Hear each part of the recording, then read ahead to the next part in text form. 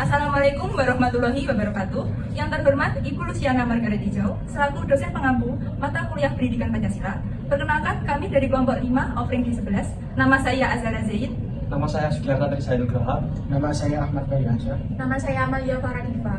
Nama saya Rangka Desal Prongtasari. Nama saya Nadita Fitra Aprilia. Nama saya Nuris Meto. Nama saya Febriana Pasar Ibu. Nama saya Akbar Barenda Rizky. Nama saya Nesya Andira Zalbi Azhar. Izinkan kami mempresentasikan hasil penelitian kami dengan judul Dampak adanya ojek online pada profesi jasa angkutan kota di Kota Malang. Topik ini kami angkat menjadi judul dari tugas proyek mata kuliah Pendidikan Pancasila karena seringkali kami mengetahui beberapa angkutan kota yang ada di stasiun atau tempat pemberhentian lainnya mengalami kesenjangan profesi sejak munculnya transportasi online.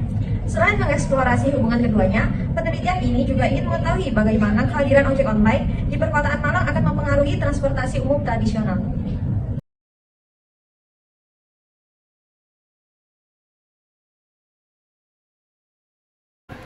Halo semuanya, tahu nggak sih pengertian transportasi sendiri? Transportasi berasal dari bahasa Latin, transport, di mana trans berarti seberang atau sebelah, dan porter yang berarti pengangkutan. Transportasi merupakan sistem pemindahan manusia atau barang dari satu lokasi ke satu lokasi lainnya dalam kurun waktu tertentu. Pengertian transportasi dari beberapa ahli yang lain, menurut Miro 2005, transportasi merupakan usaha menggerakkan, mengangkut atau mengalihkan suatu objek tempat ke tempat lain dengan harapan nilai atau manfaat objek baik tempat yang baru.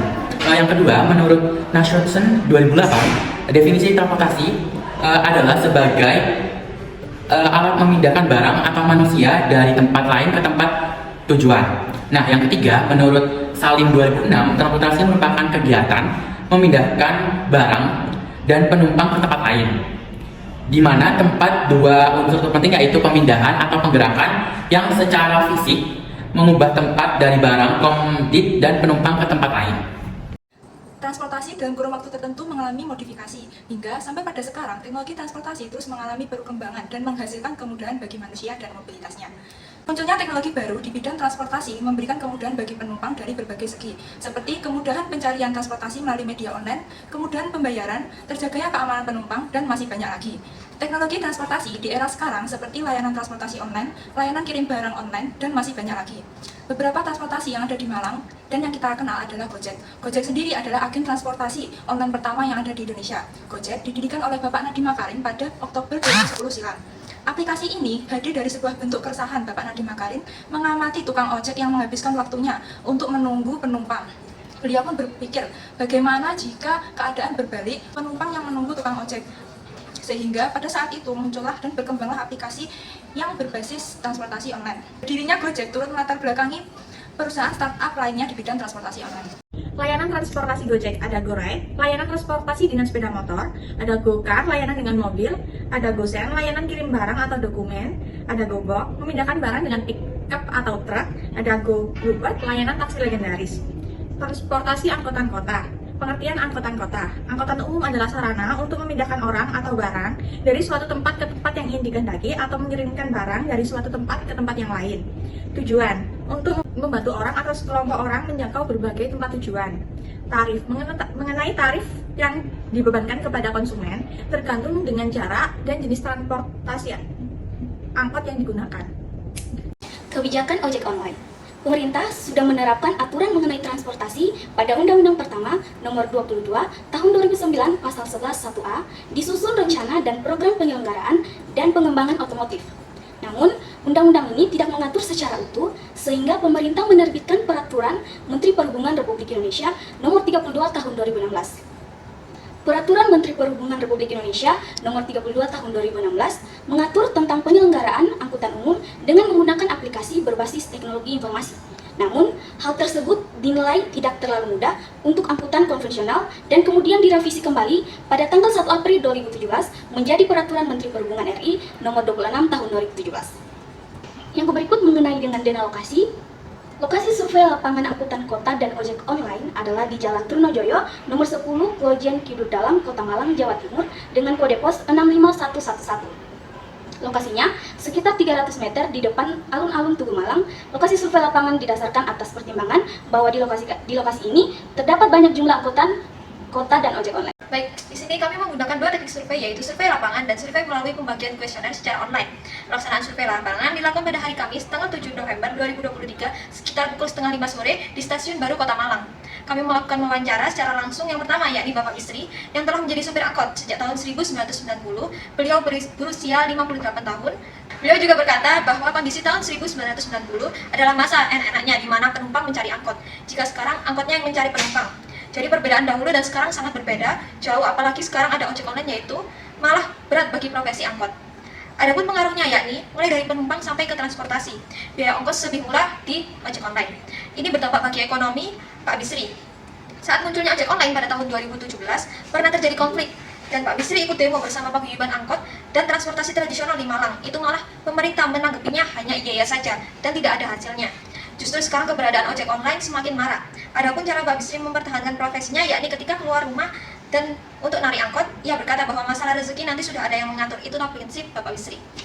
Dan yang kedua yaitu dari Pak Ivo selaku driver ojek online, yaitu Gojek, yang telah berusia 45 tahun dan telah bekerja di Gojek sejak tahun 2017. Pak Ivo mengatakan bahwa sebelum Covid Gojek sudah ramai, dan ini memang ada pengaruhnya dengan transportasi tradisional. Dan pengaruhnya yaitu dari segi perekonomian ini sangat membantu, tapi sekarang agak sulit karena banyak yang berprofesi menjadi ojek online.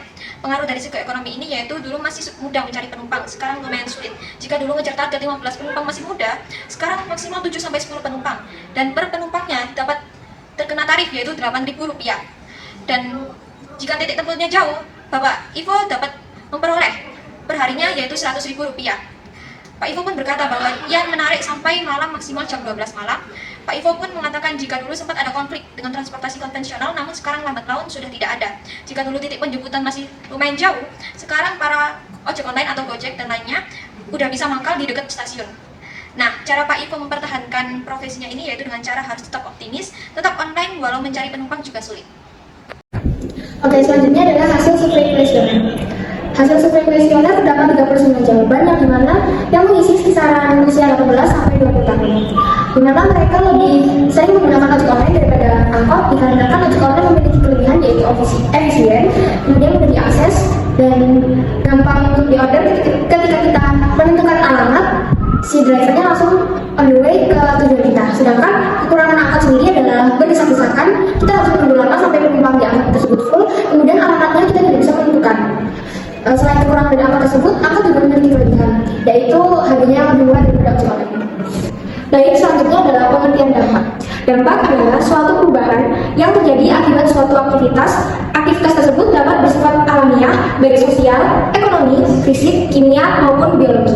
Sedangkan menurut KBBI, dampak adalah benturan pengaruh yang mendatangkan akibat baik positif maupun negatif.